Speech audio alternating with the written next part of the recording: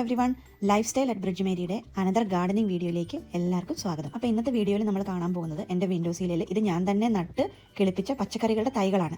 അതെല്ലാം പുറത്ത് നടാൻ സമയമായി. ഇത്രയും നാൾ ഞാൻ നോക്കിയിരുന്നു കാലാവസ്ഥയൊക്കെ നല്ല ചൂടായി വരാനായിട്ട്. കഴിഞ്ഞ ആഴ്ച വരെ നല്ല ചൂട് കാലാവസ്ഥയായിരുന്നു. പക്ഷേ ഇവിടെ ഒരു 2-3 ദിവസമായിട്ട് ഹെയിൽ സ്റ്റോണും ടെമ്പറേച്ചറൊക്കെ ഒരു 6-7 ഡിഗ്രി ഒക്കെ ആയി ഭയങ്കര മഴയും തണുപ്പും ഒക്കെ ആയിട്ടുള്ളൊരു കാലാവസ്ഥയാണ്. കണ്ടില്ലേ, കഴിഞ്ഞ ആഴ്ച പുറത്ത് വെച്ച് എൻ്റെ മുളകിൻ്റെ ഇലയിലൊക്കെ ഫ്രോസ്റ്റ് ബൈറ്റ് ഏറ്റിട്ടുണ്ട്. ചെടിക്ക് കുഴപ്പമൊന്നുമില്ല. ഇനിയിപ്പോൾ അടുത്ത ആഴ്ച തൊട്ട് നല്ല ചൂടുള്ള കാലാവസ്ഥയാണ്. അപ്പോൾ ഓക്കെ ആയി വരുമെന്ന് ഞാൻ പ്രതീക്ഷിക്കുന്നു. ഞാനിപ്പോൾ ഒരു കൂട്ടം കാണിക്കാവേ. നല്ല 2 കുഞ്ഞു തൈകൾ കിളുത്ത് വരുന്നുണ്ടോ? ഇത് മത്തങ്ങയുടെയാണ്.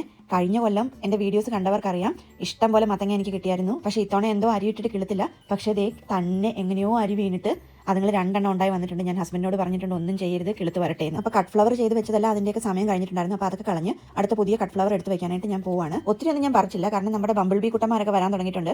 അവന്മാർക്കൊക്കെ പൂമ്പൊടി കഴിക്കാനും തേനുണ്ണാനും ഒക്കെ വെക്കണ്ടേ പൂക്കൾ. അപ്പോൾ അതിന് വേണ്ടിയിട്ട് ഞാൻ കുറച്ച് ഫ്ലവേഴ്സ് ഇത്തവണ പറിച്ചോളൂ. പിന്നെ ഞാനുണ്ടല്ലോ, ഞങ്ങളുടെ വീട്ടിൽ ചായ ഉണ്ടാക്കുന്ന ടീ ബാഗ് ഒന്നും കളയാറില്ല. അന്നത്തെ ടീ ബാഗ് ഇതുപോലെ കൂട്ടി വെച്ചിട്ട് അത് ഞാൻ റോസിൻ്റെയും ചെടികളുടെയൊക്കെ ചോട്ടിൽ വെച്ചു. അങ്ങനെ എൻ്റെ പണിയായുധങ്ങളൊക്കെ ആയിട്ട് ഞാൻ ഫ്രണ്ട് ഗാർഡനിലോട്ട് ഇറങ്ങിയിട്ടുണ്ട്.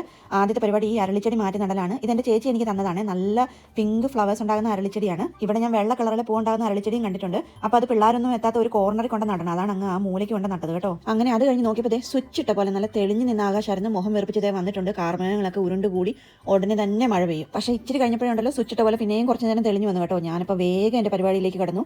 അപ്പോഴേ എൻ്റെ ബീൻസ് വിത്തൊക്കെ കുറേ മുളച്ച് വന്നിട്ടുണ്ടായിരുന്നു. പക്ഷേ ആലിപ്പഴം വീണുകൊണ്ടാണ് കുറേയൊക്കെ അത് ഒരു ഹെൽത്തി അല്ലാത്ത പോലെ നിൽക്കും. അങ്ങനെ അവിടെ ഇരുന്നപ്പോഴാണ് എൻ്റെ കണ്ണിൽ ഒരു കാര്യം പെട്ടത്. കുഞ്ഞ് കോസ്മോസിൻ്റെ തൈകൾ ഇഷ്ടം പോലെ കിളുത്ത് വരുന്നു. ഇത് കഴിഞ്ഞ കൊല്ലത്തെ അരി വീണിട്ട് തന്നെ കിളുത്ത് വരുന്ന.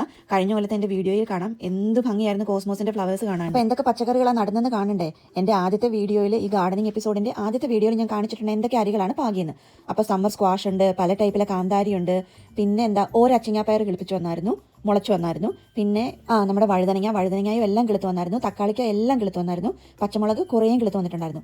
ഇപ്പോൾ ഉള്ളൊരു രസം എന്നാന്ന് വെച്ച് കഴിഞ്ഞാൽ ഏത് പച്ചമുളക് ഏതാണെന്നും ഏത് തക്കാളിക്ക ഏതാണെന്നും എനിക്കറിയത്തില്ല. ഞാനിത് മനഃപൂർവ്വം ലേബൽ ചെയ്യാഞ്ഞതാണ്. കാരണം എന്നാന്ന് വെച്ച് കഴിഞ്ഞാൽ ഇതുങ്ങളൊക്കെ ഇനി കായായി വരുമ്പോഴത്തേക്കും അതും ഒരു സർപ്രൈസ് അല്ലേ. അങ്ങനെ ഞാൻ പ്ലാൻ ചെയ്ത സ്ഥലങ്ങളിൽ തന്നെ മനസ്സിൽ പ്ലാൻ ചെയ്ത് വെച്ചിട്ടുണ്ടായിരുന്നു.